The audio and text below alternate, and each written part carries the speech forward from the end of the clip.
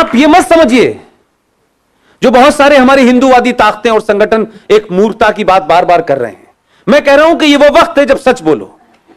इस वक्त झूठ बोलने की कोई जरूरत नहीं है, कोई जरूरत नहीं है। कि देखिए, कुछ लोग मुसलमानों को बहका रहे हैं। किन्हें बहका रहे हैं? जो तो शुरू से उनका उत्पत्ति बहके हुए में हुई है, और हम उनकी शरारत, उनकी मक्कारी, उनकी मुनाफकत और उनके झूठ और फरेब को हम उस पर चादर चढ़ाने का काम कर रहे हैं। सड़क पे जो मोची है, जो पंचर जोड़ रहा है, जो सब्जी बेच रहा है, उसको पता है सीरिया में क्या हो रहा है, उसको पता है अजरबैजान में क्या हो रहा है। उसको यह नहीं पता कि मोदी जो बिल लेके आया है उससे उसका कोई लेना देना नहीं। उसको सब कुछ पता है। उसको यह पता है कि अगर मैंने आज रिएक्ट नहीं किया तो 370 निकाह हलाला, राम मंदिर, यह सिलसिला रुकेगा नहीं। इससे पहले कि स्थिति वहां जाए जहां हमसे लोग पूछें कि शरिया नहीं है अब इस मुल्क में, अब सरिया है, इससे पहले इस देश में बवाल खड़ा कर दो और ऐसा खेल करो कि अरे साहब, उस असदुद्दीन बहका रहा है इसलिए मुसलमान बहक रहे हैं। अरे वाह, कमाल के मुसलमान हैं। अच्छी बात पे तो कभी बहके नहीं है। हम तो 70 सालों से सेकुलरिज्म के फ्रॉड, और इस वक्त भारत के प्रधानमंत्री ने एक वर्ड इन्हीं के लिए जोड़ा है बेचारों के। नहीं तो उनका नारा था सबका साथ सबका विकास, उन्होंने जोड़ा इनके लिए कि सबका विश्वास। यह समझ में नहीं आ रहा है कि देश का प्रधानमंत्री सबका विश्वास की बात कर रहा है, हमें मकान भी दे रहा है, हमारे साथ डिस्क्रिमिनेशन भी नहीं हो रहा है, हमें स्कॉलरशिप दे रहा है, हमारे आईएएस पीसीएस बन रहे हैं, उसके बावजूद भी कहते हैं नहीं नहीं नहीं, ये हमें ऐसी जहर की मीठी गोली दे रहा है कि हम कब मरेंगे हमें पता ही नहीं चलेगा। लिहाजा वो ऐसा बवाल खड़ा करना चाहते हैं। उनके लीडरान तो वही कर रहे हैं जो 1947 में कर रहे थे, कोई नई बात नहीं कर रहे। हमको गलतफहमी हो सकती है। उन्होंने दुकानें खोल रखी हैं कि बसपा का मुसलमान क्या कहेगा, सपा का क्या कहेगा, और जेडीयू का क्या कहेगा, और कम्युनिस्ट पार्टी का क्या है। लेकिन एक एजेंडे पे या तो सब साइलेंट हो जाएंगे या टारगेट एक होगा। कंफ्यूजन मेरे और आपके अंदर है। हम बार बार समझते हैं ये लिबरल है, ये नॉन लिबरल है। ये गलतफहमी का शिकार है। कुछ लिबरल के नाम पे गवर्नर बने हैं, मेरे सीनियर हैं, मुझसे ज्यादा उनकी नस्ल को कोई नहीं जानता। उनकी सियासत बहुत पास से देखी है मैंने। यह वक्ती जरूरत है कि अगर आंधी आ गई है तो थोड़ी देर के लिए ऐसे हो जाओ कि आंधी निकल जाए, निकल जाएगी फिर हम खड़े हो जाएंगे। कुछ लोगों ने कंप्रोमाइज इसलिए कर लिया है कि वो आंधी के निकलने का इंतजार कर रहे हैं।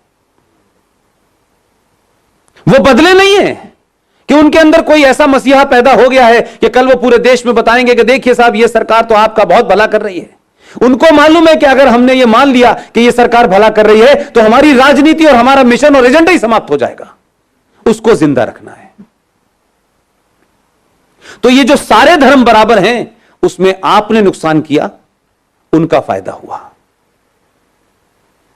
जो मजहब है उसको आपने पढ़ा नहीं, उस किताब को जानते नहीं, उस भाषा को जानते नहीं, उस नॉनसेंस को जानते नहीं, लेकिन उसके बाद भी आप में से 90% लोगों का दावा है कुरान में यह लिखा हुआ है, Islam is a religion of peace. वो तो सही कह रहे हैं, लेकिन आपने पीस की स्पेलिंग गलत रट लिया। हम क्या कर सकते हैं, वो वही कर रहे। तो ये हमको बीमारी क्यों है कि हम सच बात कहें, और आज तो पूरी दुनिया देख रही है, कोई छुपाने की जरूरत नहीं है। पूरे यूरोप में क्या हाल बना हुआ है, पूरे यूरोप में आप उनसे ज्यादा ताकतवर हैं, आप उनसे ज्यादा लिबरल हैं। जहां वो शरण लेके गए थे वहां क्या हाल कर रखा है कि अब वो शरण मांगने के लिए भाग रहे हैं। सड़कों पे क्या हो रहा है, अब तो कोई ऐसा नहीं है कि कोई आपसे इंफॉर्मेशन को सेंसर कर रहा हो, अब तो बिल्कुल रॉ मटेरियल की तरह इंफॉर्मेशन आपके पास आ रही है। अभी इंग्लैंड के इलेक्शन में अभी इंग्लैंड के इलेक्शन में क्या हाल हुआ है आपको पता है? लेबर पार्टी ने यह रेजोल्यूशन पास किया कि हम ताकत में आएंगे तो सबसे पहले भारत में जो जम्मू कश्मीर में 370 हटाया गया है उसके खिलाफ रेजोल्यूशन पास करेंगे। यह उनके मैनिफेस्टो का हिस्सा था। पूरे पाकिस्तान का मुसलमान और भारत का मुसलमान जो लंदन में था वो लेबर पार्टी को उसने वोट दिया। मेरे पास जो मेरे मित्र लोग हैं जो मेरी स्पीचेस को सुनते हैं, वहां एक रिक्वेस्ट थी। मेरे ये साथी हैं ओम यादव जी, बनारस से लॉ करके आए हैं,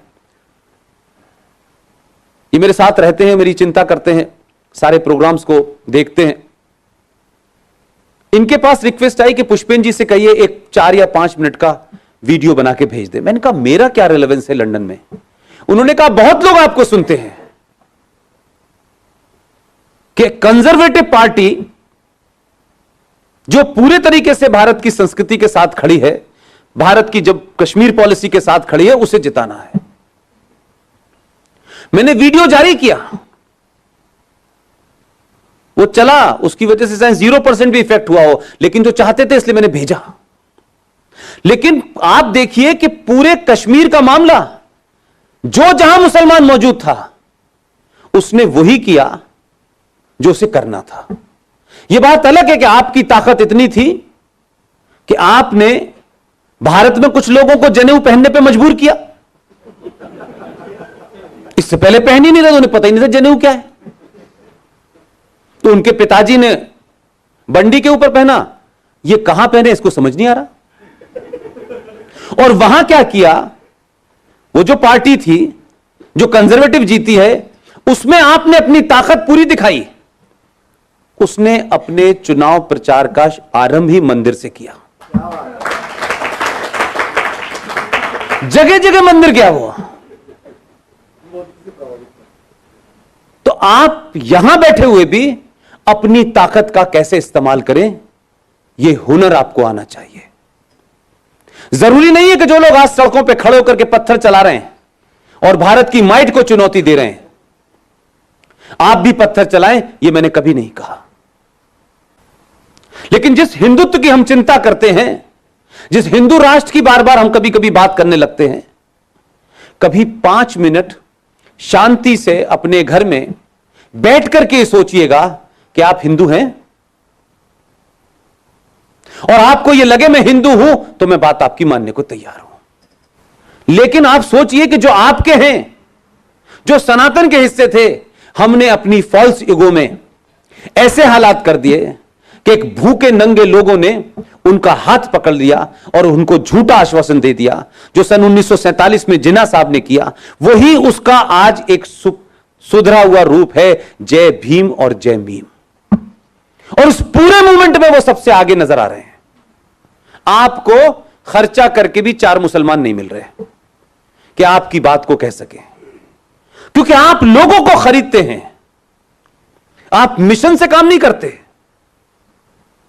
2 को वजारत दे दो, 2 को लालच है तो वो कुछ बोल देंगे, साहब देखिए नहीं नहीं मोदी बहुत अच्छा काम कर रहा है। मोदी के हटते ही वो करने लगेंगे जो उनको करना है। तो आपने जमीन पे काम नहीं किया। और 1984 की घटना ने जो किसी राजनीतिक दल के कारण हुई थी, क्या कभी आपने, इस समाज ने यह सोचा कि अगर कुछ लोगों ने गलती की तो समाज को नहीं भुगतना चाहिए? क्या हमने कोशिश ऐसी की कि जो सिख सनातन को बचाने के लिए जिन्होंने अपने बच्चों को 26 दिसंबर को दीवार में चिनवा दिया, शीशगंज गुरुद्वारे पे गर्दनें कटवा दी, कश्मीर में कश्मीरी पंडितों ब्राह्मणों के ऊपर जब परेशानी आई तो जाके कुर्बानी दी, हमने उनको इतना भूल गए, हम इतने एहसान फरामोश हो गए और धीरे धीरे अपने आप को इतना कमजोर कर लिया कि आज आपके पास लड़ने के लिए कोई नहीं है। आपने तय कर दिया है कि आपको बचाने के लिए पुलिस है, आपकी सत्ता में बैठने के लिए मोदी और अमित शाह हैं। आप खुद क्या हैं? आपने कभी अपनी कुर्बानी देने की सोची? आपने तो अपने स्वार्थों की कुर्बानी नहीं दी है। आप चाहते हैं आपके लिए कोई लड़े, आप नहीं लड़ना चाहते। मेरा बेटा पढ़ ले, मेरी बेटी इंग्लैंड चली जाए, मेरा बेटा अमेरिका में नौकरी करे और एक मकान वहां बना रहे, यहां कुछ होगा मैं वहां चला जाऊंगा।